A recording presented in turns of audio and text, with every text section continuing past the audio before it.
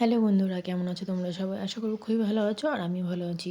এদিকে দেখো চলে এসেছি আমরা একটা বিয়ে বাড়িতে, আমার পিসি শাশুড়ির বাড়িতে, ভাসুরের ছেলের বউ ভাত আর কি।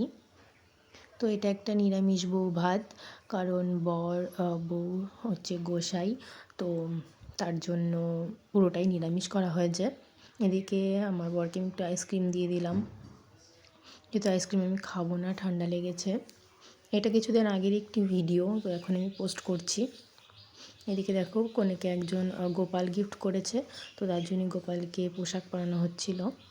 এদিকে দেখো আমার মামি, দাদা, মা।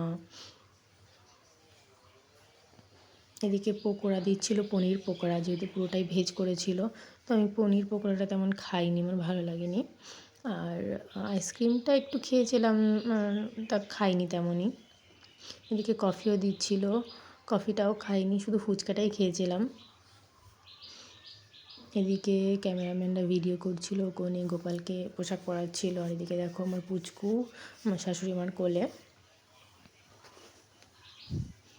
আমরা যেহেতু একটু আগেই পৌঁছে গেছিলাম, এই জন্য ভিড় কমই ছিল। তারপরে দেখো খেতে যখন গেছি তখনই প্রচণ্ডই ভিড় ছিল, খাওয়ার ওখানে লাইন দিতে হচ্ছিল। এই দেখো পুচকুর পাপার কোলে। তো তোমরা কারা কারা এই মানে নিরামিষ বৌভাত বাড়ি খেয়েছো বা বিয়ে বাড়ি খেয়েছো অবশ্যই জানিও। আমার তো এই ফার্স্ট টাইম,